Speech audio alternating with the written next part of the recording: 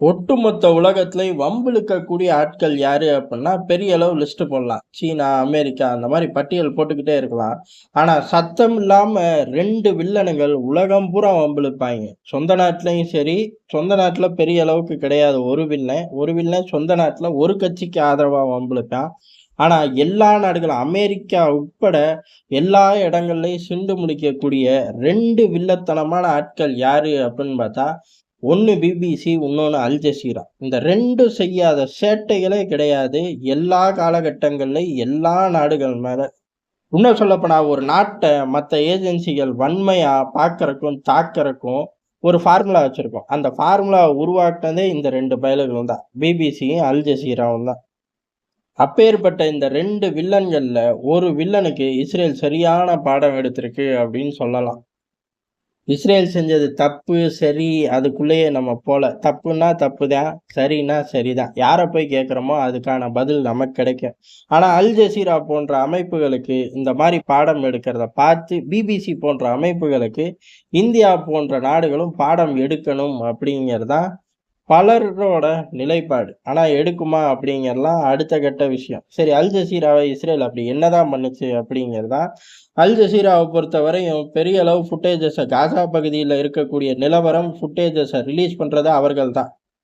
அதுல எந்த மாற்று கருத்தும் இல்ல. உலகத்துக்கு நெறைய அநியாயம் காசாக்குள்ள நடக்கிறது தெரியறக்கு காரணம் அல் ஜசீரா தான். இன்னும் சொல்லப்போனா, அல் ஜசீராவோட பல ரிப்போர்ட்டர்களோ, கேமராமேன்களோ இறக்குறார்கள் காசா பகுதிக்குள்ள. அதுவும் உண்மதான். இது எல்லாமே வருத்தப்படக்கூடிய ஒரு விஷயம். காசால இருக்கக்கூடிய முக்கியமான நிலவரத்த வெளியில எடுத்துட்டு வரதுல அல் ஜசீரா முக்கியமான பங்கு சமகாலத்துல வகிக்குது அப்படிங்கிறதுல மாற்று கருத்து கிடையாது.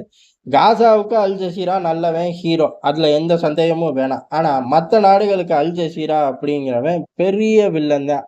பிபிசிக்கு சற்றும் குறையாத வில்லன் தான். அல் ஜசீராவ தடை பண்ணக்கூடிய நாடுகள் அப்படிங்கிறது பல நாடுகள் பல நேரங்கள்ல இருக்கும். இப்ப இஸ்ரேல் என்ன பண்ணியிருக்கு அப்படிங்கிறதா, ஜெருசலத்துல உள்ள அல் ஜசீரா அலுவலகத்துக்குள்ள நேரடியாவே ரைடு. ஐடிஎஃப் உள்ளுக்குள்ள நுழைஞ்சிருச்சு. எந்த அளவுக்கு அப்புட்ன்னா, உள்ளுக்குள்ள ஏதோ ஹமாஸோட ஆட்களே இருக்கார்கள். ஹமாஸோட டனல்களே இருக்குங்கிற மாரி ஒரு பெரும் படை பெரிய அளவு உள்ள நுழைஞ்சிருச்சு. உள்ள நுழைஞ்சு அங்க உள்ள எல்லா கேமராக்களையும் எடுத்துட்டாய்ங்க. சிசிடிவி கேமரால இருந்து ஃபுட்டேஜஸ்க்கு யூஸ் பண்ற கேமராமேன் கேமரா வரையும் தூக்கியாச்சு. எல்லா சகலத்தையும் தூக்கியாச்சு. சகல ஹார்ட் டிஸ்க்கையும் கைப்பற்றியாச்சு. எல்லாத்தையும் ரைடு அப்படிங்கிற பேர்ல அங்க உள்ள எல்லா டிஜிட்டல் டாக்குமெண்ட்ஸையும் தூக்கியாச்சு. பேப்பர் டாக்குமெண்ட்டையும் விட்டு வைப்பார்களா, அதையும் தூக்கியாச்சு. எல்லாத்தையும் தூக்கியாச்சு. தூக்குனது மட்டும் கிடையாது. 45 நாளைக்கு அல் ஜசீராவ ஷட் டவுன் பண்ணிட்டார்கள். அதுக்கான காரணம் என்ன அப்படின்னு கேட்டதுக்கு அவர்கள் சொல்லவே இல்ல. அந்த அளவுக்கு இஸ்ரேல் கடுமை காட்ட ஆரம்பிச்சிருச்சு. அல் ஜசீரா தத்தளிக்குது, தடுமாறுதுன்னே சொல்லலாம். ஏன் அப்படின்னா, அத தடுக்கவோ, அதுக்கு எதிரா குரல் கொடுக்கவோ ஒண்ணுமே முடியல அல் ஜசீராவால. இஸ்ரேல் வெறியாட்டத்த களத்துல மட்டும் கிடையாது, களத்துக்கு வெளியில மட்டும் கிடையாது. இந்த சேட்டைகள பண்ணக்கூடிய ஆட்களையும் அப்படியே வேரோட புடுங்கி எறிஞ்சிருவோம் அப்படின்னு முடிவு பண்ணிட்டார்களாட்டுக்கு. அதுல முதல் டார்கெட் அல் ஜசீரா ரொம்ப சிறப்பாவே பண்ணியிருக்கார்கள். ஏன் அப்படின்னா, இவர்கள் ஏகப்பட்ட டாக்குமெண்ட் வச்சிருப்பார்கள், ஃபுட்டேஜ் வச்சிருப்பார்கள். அந்த ஃபுட்டேஜஸ்லாம் ரிலீஸ் பண்றது ஒரு பக்கம், சில இத ரிலீஸ் பண்ணாம இருப்பார்கள். ஏன் அப்படின்னா, முக்கியமான ஆட்களோட ஐடென்டிட்டி கிடைச்சு போயிரும் இஸ்ரேலுக்கு. இல்ல லொகேஷன் கிடைச்சு போயிரும். இந்த மாரி பல காரணங்களுக்காக. இப்ப இதுல இருந்தும் பல விஷயங்கள் தெரியும். அதத் தொடர்ந்து வேட்டை அப்படிங்கிறது தீவிரமாகும். இது இஸ்ரேலுக்கான மைலேஜ். இன்னொரு பக்கம் என்ன அப்புட்ன்னா, இது இந்த பக்கம் ஹமாஸுக்கு ஒரு நெகட்டிவ் அப்படின்னே எடுத்துக்கலாம். குறிப்பா சொல்லப்போனா காசா பகுதி மக்களுக்கு ஒரு நெகட்டிவ் அப்புட்னே எடுத்துக்கலாம். ஏன் அப்புட்ன்னா, ரன் ரேட்ல ஃபுட்டேஜ ரிலீஸ் பண்ணிக்கிட்டு இருந்த ஆட்களுக்கு இப்ப தடை வந்துருச்சு. இப்ப என்ன நடக்கும் அப்படிங்கிறது தான். இப்ப அல் ஜசீராவோட ஆட்கள் எப்படி செயல்படுவார்கள் அப்படிங்கிற பல பிரச்சனைகள் இருக்கு. அப்ப மிகப்பெரிய ஒரு வெறியாட்டத்த காசாக்குள்ள ஆடப் போறார்களா? தெரியல. ஆனா, அதுக்கு தடையாவோ, இல்ல இன்னும் இவர்கள் ஒரு ஃபுட்டேஜ் மட்டும் எடுக்கிறது இல்லைல்ல. இஸ்ரேலோட ராணுவத்தையும் எடுக்கிறார்கள்.